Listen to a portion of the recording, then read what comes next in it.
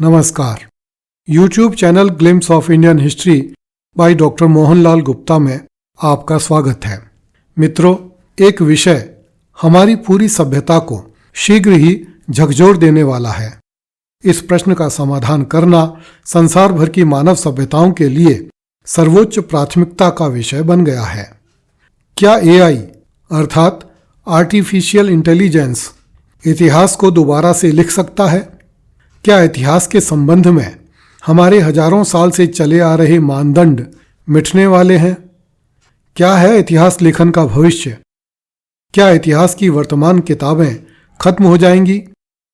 क्या आने वाली पीढ़ियां आर्टिफिशियल इंटेलिजेंस द्वारा लिखे गए डिजिटल इतिहास को सच मान लेंगी?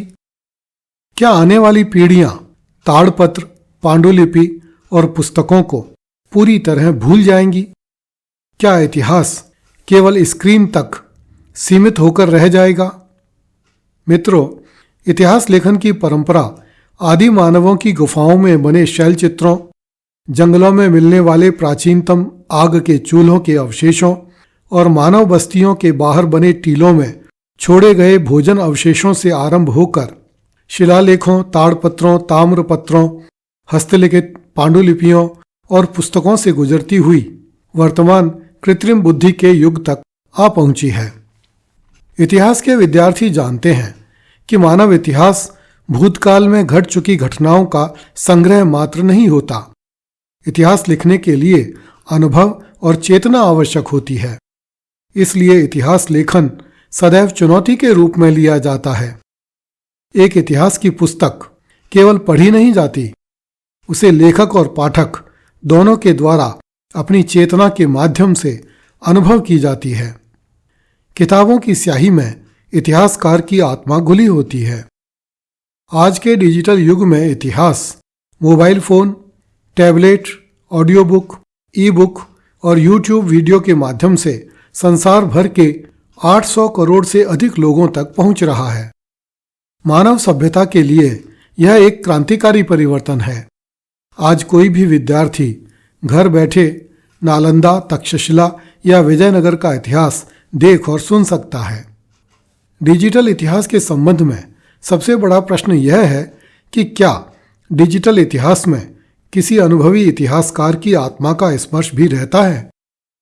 क्या मानव हृदय जिस स्पंदन के साथ किसी सभ्यता को जन्म देता है और उसे अपनी चेतना से संस्कारित करके किसी विशिष्ट संस्कृति का निर्माण करता है, कृत्रिम बुद्धि द्वारा लिखे गए डिजिटल इतिहास में भी क्या वह स्पंदन होता है? आज इंटरनेट से संचालित होने वाले सैकड़ों प्लेटफॉर्म्स पर AI अर्थात आर्टिफिशियल इंटेलिजेंस अथवा कृत्रिम बुद्धि से लिखा गया इतिहास पुस्तकों में लिखे गए इतिहास को अपनी तरह से विश्लेषित करके लिख रहा है, जिसे इतिहास के नाम पर यह तो पता है कि किस काल में कौन सी घटना घटी, किंतु यह नहीं पता कि शाश्वत सत्य की रक्षा किस पक्ष के द्वारा की गई। आज छोटे से छोटा बालक भी सेकंडों में इतिहास लिख सकता है, लेकिन क्या उसमें निहित सत्य को समझ सकता है? पन्ना धाय ने राजकुमार उदय सिंह के प्राण बचाने के लिए अपने पुत्र का सिर कटवा दिया। यह भारतीयों के लिए एक गर्व भरी घटना हो सकती है, जो हमारी सभ्यता और संस्कृति में उत्तेजना का संचार करती है। किंतु AI के लिए यह घटना पन्ना धाय के द्वारा अपने पुत्र के साथ किए गए कपट के रूप में प्रस्तुत की जा सकती है, जिसे पढ़ने, सुनने और देखने वाला बच्चा अपने पुरखों के त्याग और बलिदान को समझने के स्थान पर माताओं के द्वारा बच्चों के साथ किए जाने वाले कपट के रूप में याद रखेगा। आज इंटरनेट से चलने वाले सोशल मीडिया प्लेटफॉर्म्स पर AI द्वारा तैयार किए गए अधूरे, विकृत और झूठे कंटेंट की बाढ़ है। आज के युग में अनपढ़ या अल्प शिक्षित व्यक्ति भी कुछ ही सेकंड में किसी भी विषय का इतिहास लिख सकता है, लेकिन इतिहास का सत्य और उसमें समाहित संस्कृति के स्पंदन को नहीं समझ सकता।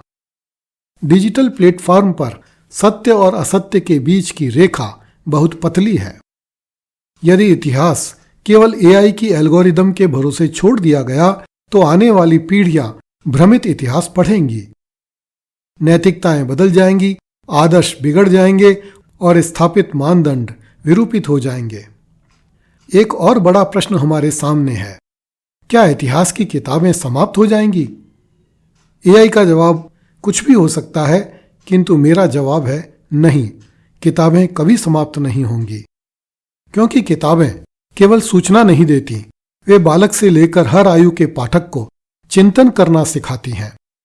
जो गहराई, प्रमाण और संतुलन एक पुस्तक देती है, वह 30 सेकंड के रील या शॉर्ट से लेकर घंटों तक सुनी जाने वाली ऑडियो बुक्स के माध्यम से संभव नहीं है। मेरा मानना है कि भविष्य में इतिहास का लेखन और पठन हाइब्रिड मॉडल पर चलेगा। किताबें रहेंगी प्रमाण और शोध के लिए, डिजिटल माध्यम होगा जन सामान्य तक पहुंच के लिए। एआई होगा इतिहासकार के सहायक के रूप में, न कि इतिहासकार के स्थान पर। एक अनुभवी इतिहासकार का स्थान कृत्रिम बुद्धि से चलने वाली कोई मशीन नहीं ले सकती, क्योंकि इतिहास तथ्यों के साथ नैतिक दृष्टि भी मांगता है। हीर और रांझा का इतिहास लिखने के लिए, लैला और मजनू का इतिहास लिखने के लिए, अकबर के खिलाफ प्रताप के संघर्ष का इतिहास लिखने के लिए मानव हृदय में जो गहरी संवेदना चाहिए, उसे कृत्रिम बुद्धि तब तक नहीं सीख सकती जब तक कि एआई मशीन में इंसानी दिल भी न लग जाए। अभी निकट भविष्य में ऐसा होने की संभावना नहीं है, किंतु यदि किसी दिन ऐसा हुआ तो इतिहास लेखन को एक सुरक्षित कवच भी मिल जाएगा, क्योंकि तब कृत्रिम बुद्धि वाले दिमाग पर मानव हृदय की चेतना का राज होगा। मशीन की कृत्रिम बुद्धि पर मानव हृदय का शासन होगा।